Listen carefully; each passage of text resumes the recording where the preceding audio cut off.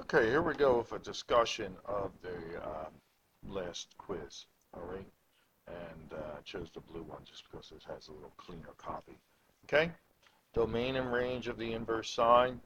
Again, that's just common knowledge. Again, I graph it because I depend on the graph so much, as you should as well. Okay, domain -1 to 1, range -π/2 to π/2. Construct the graph of the inverse cosine. Okay, that's the same domain, a little bit different of a range. There's our graph. There's the proper flow. Okay.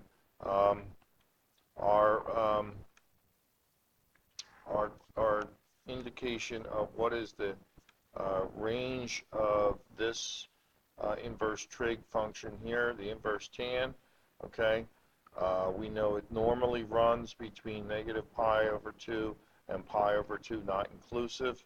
Okay, so I've just scooted this up to, so the range is running from 2 to, you know, 2 -π/2 to plus π/2. Okay. Um, in number 4, which of the following would result in the empty set? Okay, the empty set.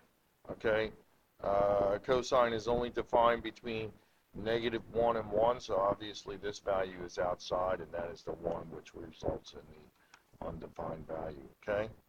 Um, which of the following functions is which of the following does not represent a function which is 1 to 1? All the inverse trig functions are 1 to 1. All the trig functions are not. So sine is not 1 to 1. Of course, 1 to 1 means it passes the horizontal line test, so that when we take its inverse, the inverse will pass the vertical line test. Okay? Look at your graph of the inverse tan. It is the only one that has any kind of asymptotic behavior. Okay? Oh, that was a question for yellow. Okay, for here, the unlimited domain is the only one that has an unlimited domain from negative pi to positive, from negative infinity to positive infinity. Sine inverse and cosine inverse have definitive values only defined between -1 and 1 in terms of their domain. Okay.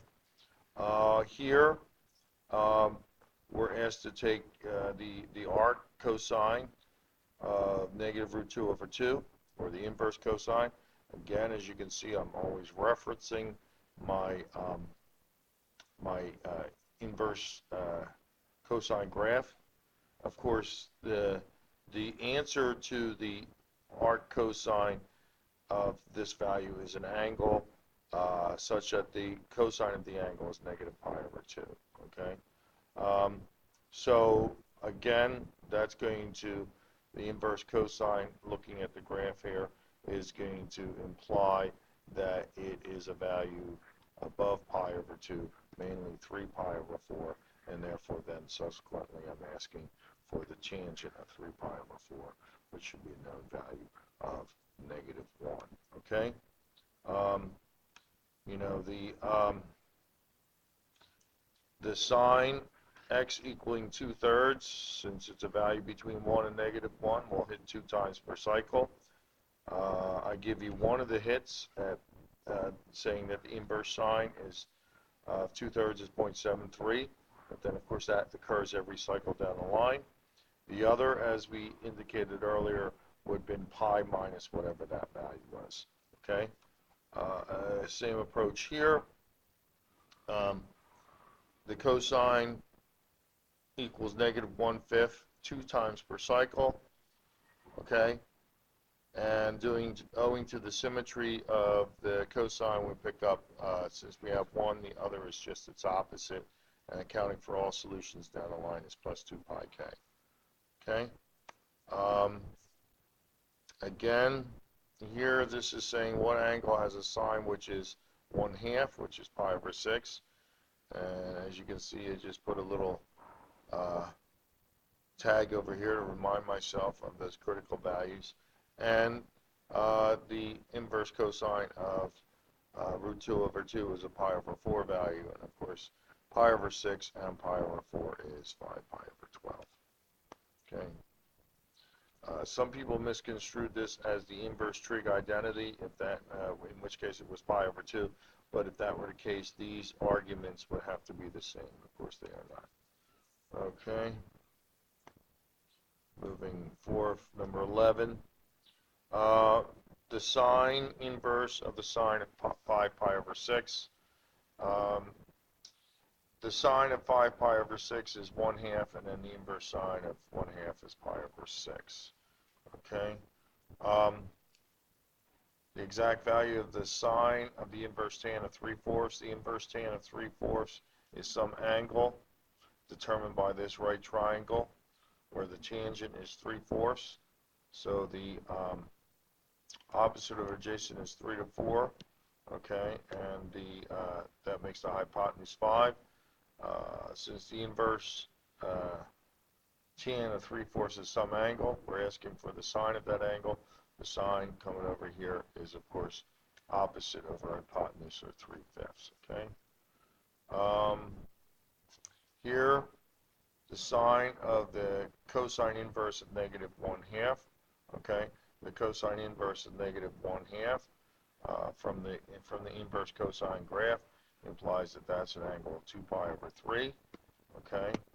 And therefore, we're asking for the sine of 2 pi over 3, which should be 3 pi over, which should be a radical 3 over 2. Okay. The answer to the tangent inverse of 5/12 is some angle called theta. So this is asking for the sine of twice that angle. So double angle identity. Double angle sine is 2 sine theta cosine theta. Come back over here.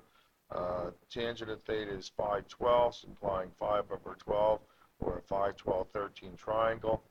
The sine of the angle is opposite over hypotenuse, that's 5/13. The cosine is 12/13. We're looking for twice their products, twice 5/13 and 12/13, as you can see, is 120 over 169. Okay. The sine of the inverse cosine of 1 over x, the inverse cosine of 1 over x is some angle such that the cosine of that angle is 1 over x. Cosine is adjacent over hypotenuse. Adjacent side 1, hypotenuse x implies that the missing side over here, which got cut off, is the square root of x squared minus 1. So then this subsequently asks for the sine of the angle, and the sine of the angle is the opposite over hypotenuse, which is, as you can see here, root x squared minus 1 over x. Last problem. Okay. Trig equation. Swing everything to one side, set equal to 0. Factors nicely. Okay. Factors nicely, offering us 4 sine x plus 3 and sine x minus 2 equaling 0. This implies sine x equals 2, which we should know is never going to happen. This implies that sine x equals negative 3/4. Sine x will take on negative 3/4 twice per cycle. Okay, so we just go and just identify that the first hit is the inverse sine of negative 3 pi over 4 and all cycles down the line. The other solution is pi minus that value plus all solutions down the line. A lot of people forgot to. They left it at that, and that kind of reflects back to the earlier problems that we had back here on page 2, okay, right there, which we use that format to answer those questions. So that's it. Yellow test was very much the same. If you have the yellow test and you still are can't see the solutions, then feel free to talk to me about it. Okay, and that's it for this. There you go.